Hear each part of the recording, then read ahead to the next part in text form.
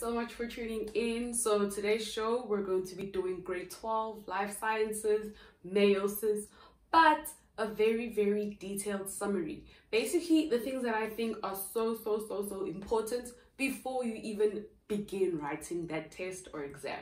So yeah, let's get to it. Okay, just a brief introduction. Meiosis is known as a reduction division. So in comparison to mitosis, which was cell division, but then there was no reduction in the chromosome number, in meiosis, there is a reduction in the chromosome number. You start off with 2x, which is known as the diploid number of chromosome, and you end up with x, which is known as the haploid number of chromosomes. Just that is important.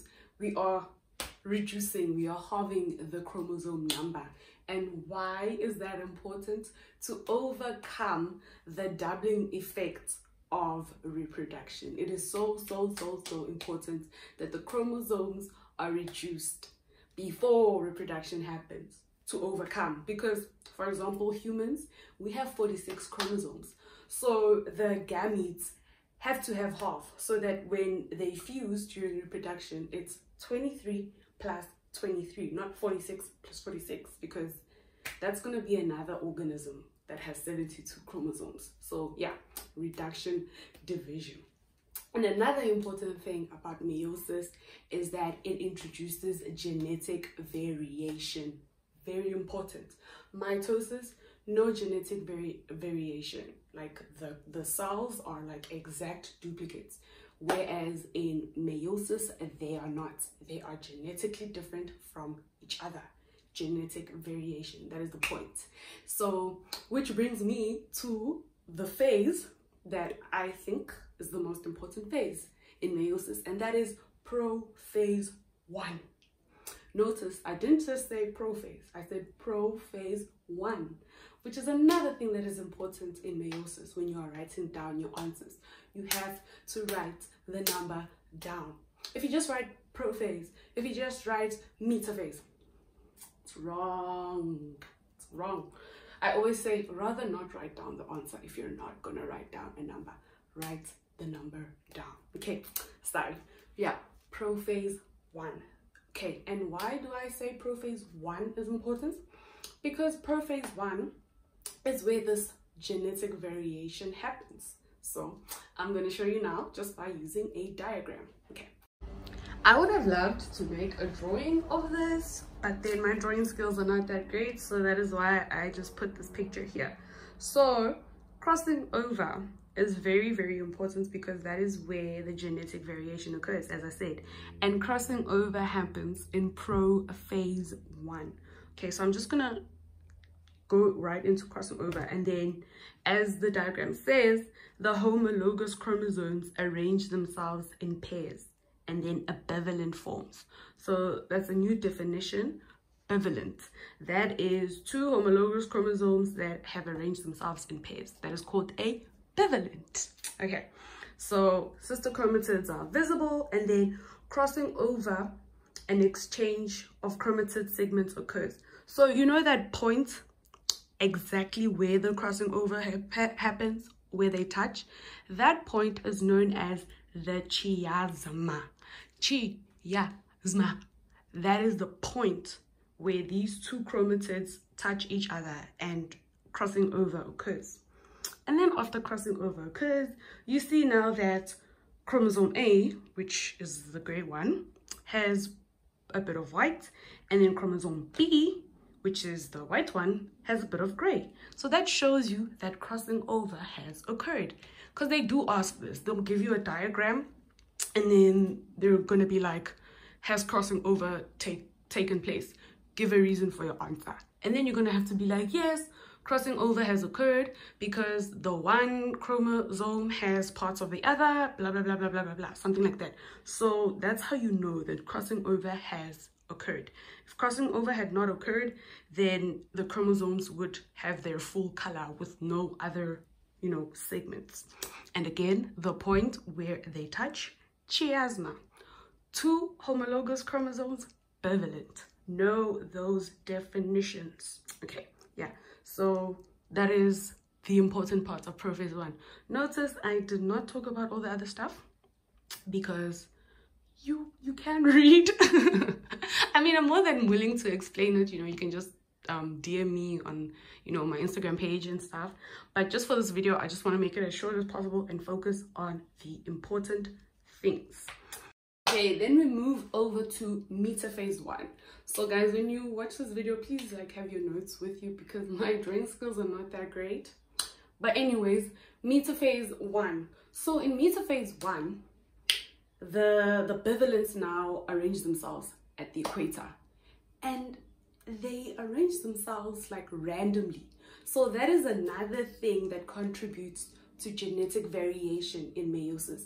The fact that these chromosomes are arranged like randomly, call it random assortment.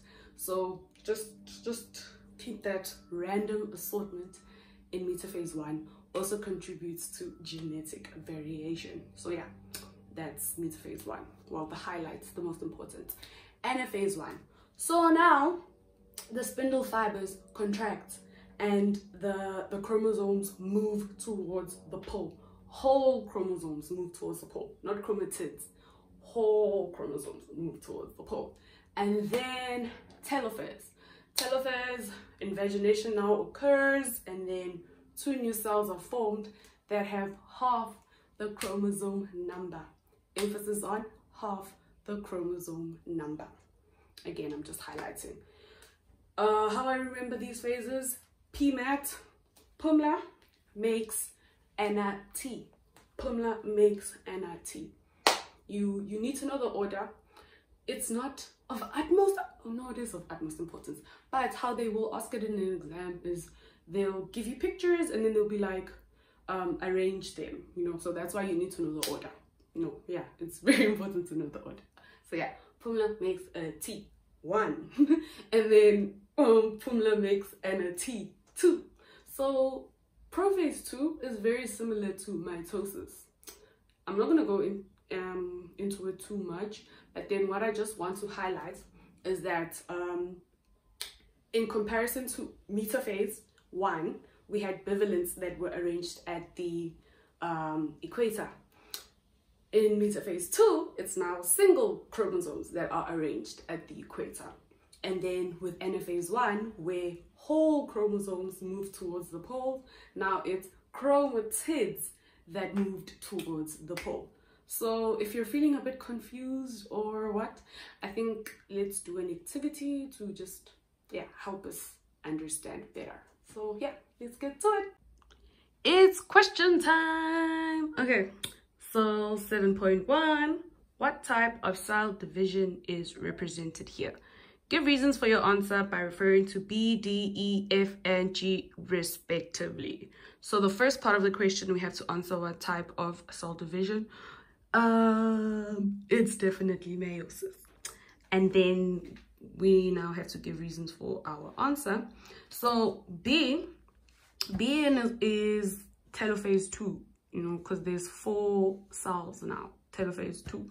D is it's anaphase. And how I am saying anaphase, because if you look at the chromosomes, you can see that they're like moving, they're in a direction of moving, and the spindle fibers are contracting. Oh, and I had not finished saying it's anaphase 1. Anaphase 1, very important to put that one. E is prophase 1.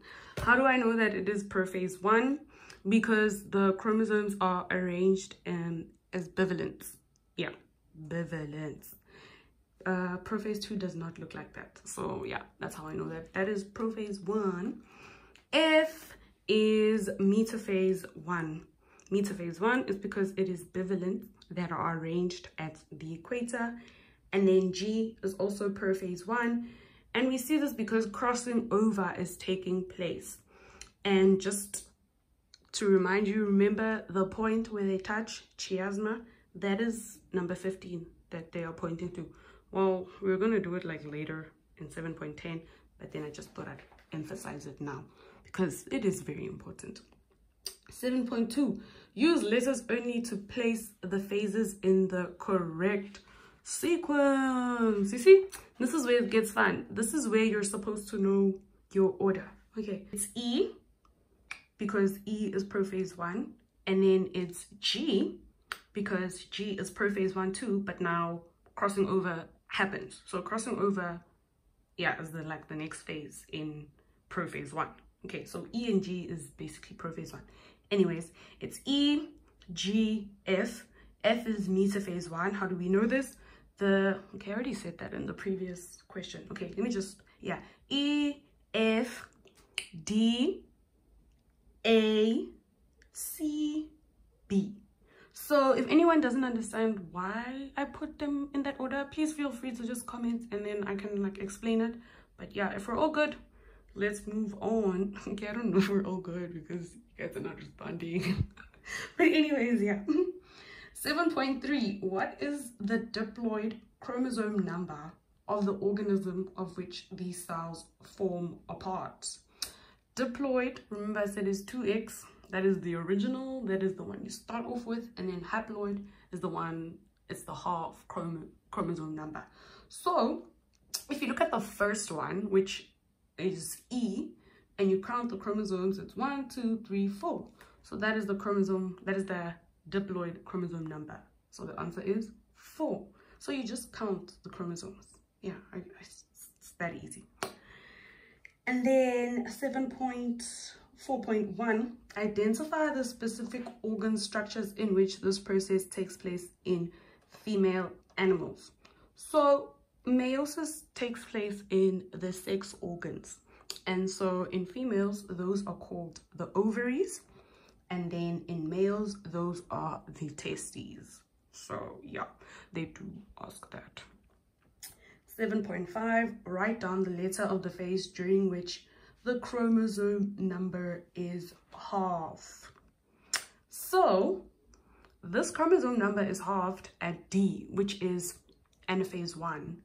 And that is when the chromosomes move towards the pole. So that's where it's halved because they are now moving towards the pole. So the cell that's the two cells that are gonna form in telophase will have half the number.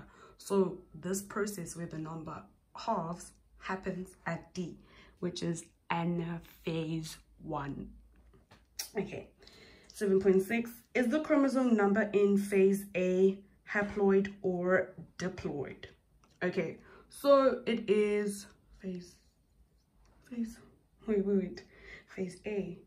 Oh, okay, it is haploid. And the reason why it's haploid is because telophase happens after anaphase, right? Pumla makes Ana-T. So if it gets halved in anaphase, that means obviously by the time we get to telophase, which is phase A, it is going to be halved. So yeah. And then which important process takes place in phase G? Why is this process of biological importance? This process that happens in phase G is called crossing over. Why is crossing over important? Genetic variation.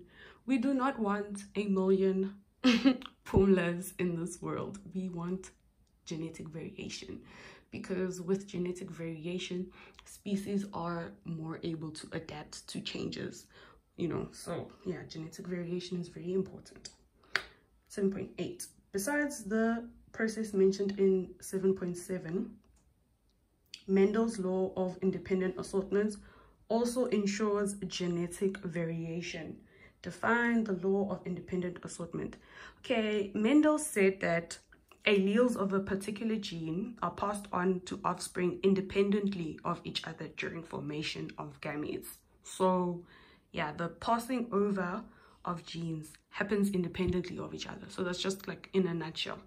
But you can just study that, know it, and then cram it. Don't tell anyone I said this. Anyways, yeah. What would the chromosome number be in the cells at phase B? The chromosome number at phase B would be 2. And I say 2 because it was already halved in anaphase 1. So it can't be halved even further. So yeah, it's definitely 2. 7.10. Okay, I'll just write down the answers and then I'll pop them so that I don't waste time going through each and every single answer. 7.11, make a neat label drawing. I'll also just pop that because I'm not about to just be drawing while, yeah. And 7.12, why do the chromosomes in phase E have double strands or 2 chromatids? That is because replication has already taken place, so that is why they have 2 strands. I forgot to talk about human karyotypes earlier, so yeah, we're just gonna do this exercise to just help us understand better.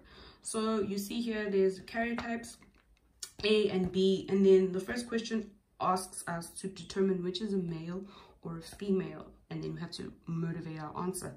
So in humans, number 23, pair number 23 is the one that determines the gender. So with females, it's going to be XX, and then with males, it's going to be XY. And the second one, so like the Y, it comes from the father, and then the first one, which is the X, comes from the mother. So basically gender in babies or humans is determined basically by the male, because he's the one like who's going to determine if the child will be a male or a female, because the female just always has chromosome X, you know. So yeah, males XY, females XX. So if you look at this diagram, you see that there are 2 different sizes, so that tells you that they are different. So it's going to be XY. People always assume that the chromosome will look like a Y. It will not look like a Y. It's the size is going to be different, so that was going to tell you that the other one is a Y. Whereas B, both of them are the same size, they look the same, so that is XX. So let me just catch my breath. Okay, A is a male, B is a female. I hope I motivated that enough. How do you know that this is definitely the human karyotype? Because there are 23 chromosome pairs, which means that there are 46 chromosomes. We are the only species that have 46. That is how we know that this is a human karyotype. How do you know that these chromosomes were taken from a somatic cell and not from a gamete? Okay, so a somatic cell has 46 chromosomes. Somatic cell meaning a body cell, meaning the cells that are in your ears, that are in your hair, that are in your mouth, basically your body cells. They have 46 chromosomes, whereas gametes have 23. And gametes are the ones that are found in 6 cells, which are, 6 organs, which are your testes or your ovaries. So yeah, gametes have 23 and somatic cells have 46. So because this karyotype shows 46 chromosomes, you know that it is taken from a somatic cell. Name one obvious difference between karyotypes A and B. It's number 23. Yeah, it's pair number 23. So just because we're like on karyotypes and stuff, I just want to highlight something else, which is called abnormal meiosis. So in abnormal meiosis, for example, Down syndrome, at number 21, there's going to be an added one. There's going to be 3 of them. That is known as aneuploidy, which means there are more chromosomes than required. So yeah, and it's Down syndrome specifically is as a result of non-disjunction, which means either between anaphase 1 or, you know, there was a chromosome that didn't move to the opposite pole. So instead of like it moving to the opposite pole, it went to the wrong pole. So there was a cell that had an extra chromosome. So it happens as a result of non-disjunction. It didn't split. Yeah, so that's it. I just want to highlight that. I want to highlight Down syndrome specifically because that is the one that they usually ask in exams. So yeah guys, that is it for today. Very short, very detailed, you know, I didn't want to waste your time. But as always, if you feel that you need more explanation, feel free to pop comments, to text me. I am more than willing to help out. So yeah, if you really enjoyed this video, if you liked it, please do like, please do subscribe, and tell everyone, you know, help everyone get the help they need. Thank you so much. Till next time. Bye.